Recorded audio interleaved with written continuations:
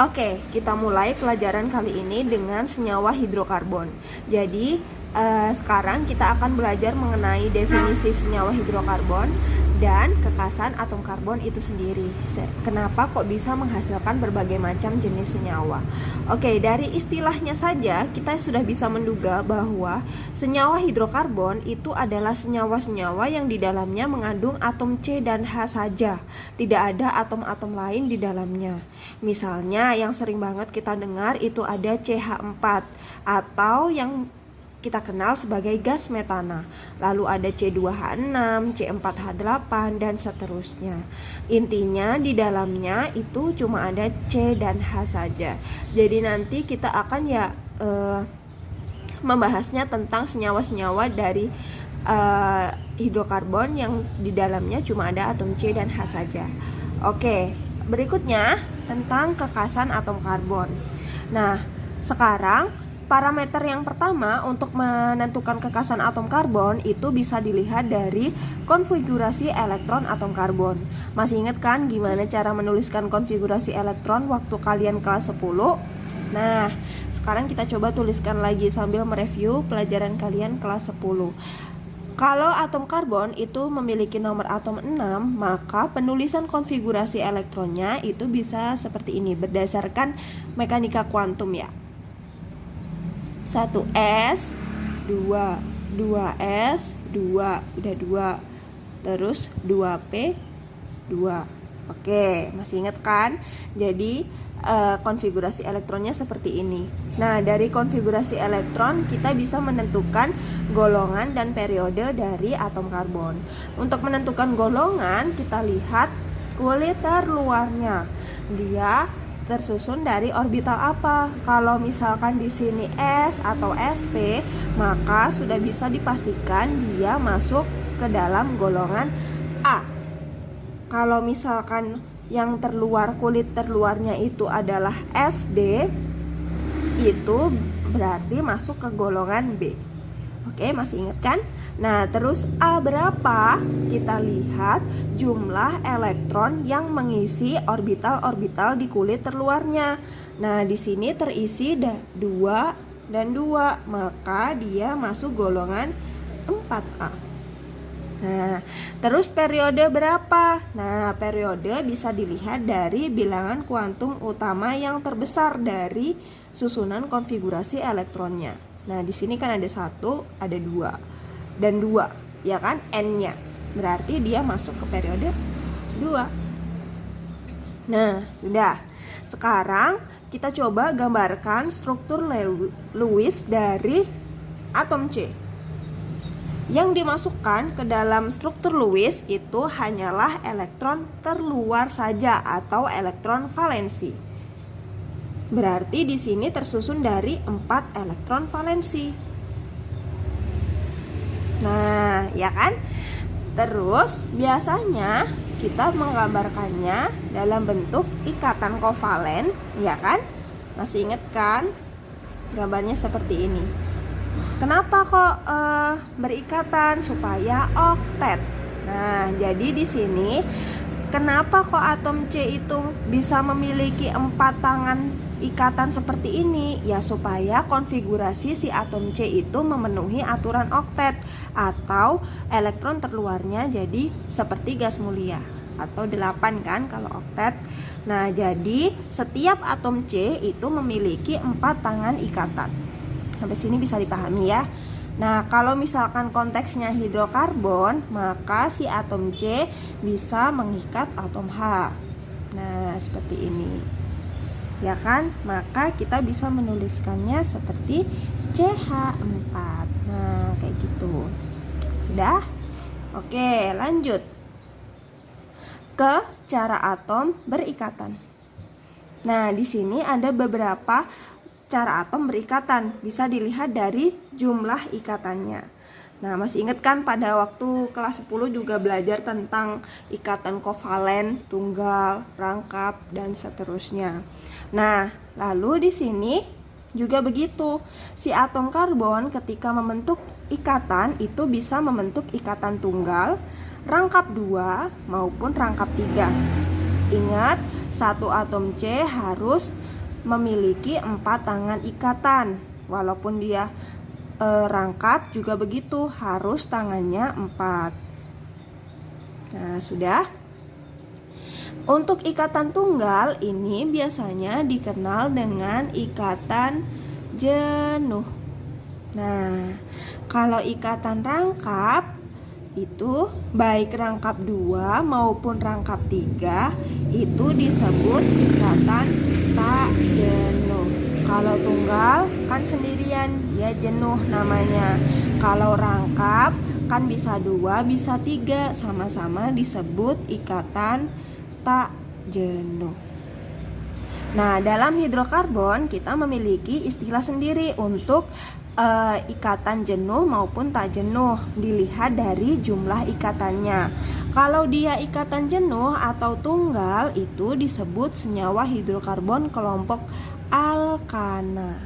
Kalau tak jenuh tapi rangkapnya cuma 2, maka disebut hidrokarbon kelompok alkena. Kalau rangkapnya 3 disebut alkuna. Nah, seperti yang tadi, masing-masing atom C itu memiliki 4 tangan ikatan. Nah, misalkan di sini ngikatnya sama H. Jadi yang kita lengkapi sih atom H-nya ya. Nah, seperti ini. Berarti satu atom C mengikat 3 atom H dan 1 atom C yang lain. Sudah memenuhi aturan oktet kan? Nah, begitu juga dengan ini. Nah, satu atom C mengikat 2 atom H dan 1 atom C yang lain. Loh, tapi kok cuma 1? Katanya harus 4. Nah, lihat di sini dia membentuk ikatan rangkap 2. Jadi tetap memenuhi aturan oktet. Nah, begitu juga dengan yang ini. Nah, sudah jelas kan? Satu atom C, 1, 2, 3, 4 sudah oktet. Oke. Nah, ini penulisan seperti ini itu bisa disederhanakan ke dalam bentuk seperti ini. Atom C yang ini mengikat berapa atom H? 3. CH3. Terus sebelahnya C mengikat berapa atom H? 2. CH2. Terus ini CH3. Nah, bisa ditulis sederhana seperti ini. Begitu juga dengan ini. CH2 karena dia mengikat 2 atom H, lalu rangkap, terus CH, terus CH3. Nah, yang terakhir di sini CH rangkap 3 C. Perlu nggak nulis H di sini? Perlu nggak? Enggak, karena di sini nanti tangannya si C jadi 5, melebihi aturan oktet, nggak boleh. Nah, jadi di sini tetap C saja karena sudah oktet. CH3. Nah, seperti ini bisa dituliskan dalam bentuk sederhana seperti ini. Oke? Nah, lanjut. Nah, terus berikutnya di sini dari bentuk rantainya. Nah, bentuk rantai di sini ada 2. Bisa berupa rantai terbuka atau yang dikenal dengan alifatik maupun rantai tertutup yang disebut dengan alisiklik atau siklik. Nah, cara membedakan rantai terbuka dan rantai tertutup itu dilihat dari ujung-ujungnya. Jadi, disebut ujung itu kan berarti yang ini dan yang ini. Apakah mereka saling bertemu? Kalau tidak saling bertemu, maka disebut sebagai rantai terbuka atau alifatik. Nah, ini juga begitu. Nah, tidak saling bertemu. Loh, terus yang ini apa? Nah, ketika kalian nemu seperti ini, ujungnya kan yang ini dan yang ini. Nah, yang di bawah ini disebut dengan cabang. Nah, berarti ini namanya alifatik lurus. Kalau yang ini alifatik bercabang. Nah, nggak apa-apa kan membentuk cabang, yang penting dia juga sudah memenuhi aturan oktet. Oke. Nah, kita coba nulis lagi bentuk sederhana dari ini. Ya kan, di sini H, biar terbiasa. Saya tuliskan salah satu saja ya. Nah, berarti di sini CH3, CH2, terus CH2, CH3. Nah, di sini lurus dia. Kalau ini nanti menghasilkan cabang. Nah, kita tulis coba rumus molekulnya, rumus senyawanya apa kalau dia bentuknya seperti ini. Nah, di sini ada berapa atom C? 4, ya kan? 1, 2, 3, 4. Hanya ada berapa? 5, 5, 10. Jadi, struktur dengan C4H10 akan menghasilkan senyawa alifatik yang lurus. Oke, sampai sini bisa dipahami ya. Oke, kita lanjutkan dengan rantai tertutup atau alisiklik. Artinya berarti ujung-ujung rantainya saling bertemu. Nah, seperti ini, membentuk rantai tertutup. Nah, oke. Kita tulis lagi, coba yang ini. Saya di sini H.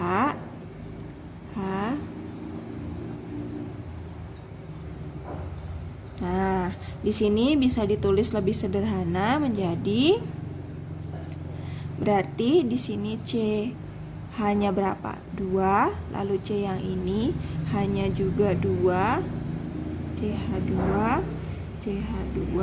Nah, seperti ini. Kita tulis rumus molekulnya, berarti C4 hanya 2, 4, 8.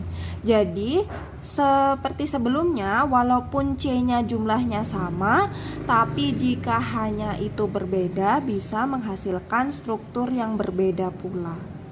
Oke, mungkin nggak kalau misalkan rantai tertutup itu bercabang? Mungkin aja, berarti ya alisiklik bercabang atau siklik bercabang. Kalau seperti ini nyebutnya terus apa? Ya siklik saja karena tidak ada cabang. Seperti itu. Jadi yang sebelumnya tadi ketika dia rantai lurus C-nya 4 hanya 10, tapi ketika hanya jadi 8 dia membentuk rantai yang tertutup seperti ini. Oke, bisa dipahamin? Nah, dalam rantai tertutup itu ada istilah tertentu yang disebut dengan senyawa aromatik. Nah, senyawa aromatik ini khusus untuk senyawa atau struktur dengan 6 atom C. Nah, seperti ini. Dan di sini ada rangkapnya. Harus selang-seling baru kita bisa menyebutnya sebagai aromatik. Kalau misalkan di sini tidak ada rangkap, nyebutnya apakah aromatik? Enggak. Tetap kita sebut sebagai siklik atau alisiklik. Jadi hanya senyawa ini yang memiliki 6 atom C dan rantainya tertutup serta memiliki ikatan rangkap yang selang-seling, kita baru bisa menyebutnya sebagai aromatik karena senyawa ini menghasilkan aroma gitu. Jadi khusus untuk struktur seperti ini saja. Biasanya kita kenalnya struktur-struktur benzena. Nah, Oke, kita lanjut ke yang poin nomor 3, yaitu posisi atom karbon dalam rantai karbon. Jadi posisi atom karbon itu ada 4 istilahnya, ada primer, sekunder, tersier, dan kuartener. Dilihatnya itu berdasarkan atom C-nya mengikat berapa atom C yang lain. Jadi kita tidak memperdulikan si atom H di sini. Hanya ikatan antara C dengan C. Kalau dia mengikat 1 ya namanya primer, lambangnya 1 derajat seperti ini. Kalau mengikat 2 sekunder dan seterusnya. Oke, kita coba.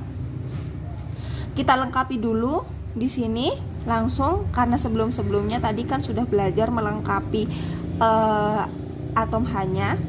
Nah, di sini si atom C mengikat berapa atom H? Karena sudah mengikat 1 berarti kurang berapa biar oktet atau biar tangannya 4. Berarti kurang 3. Nulisnya boleh H3C atau CH3 sama saja.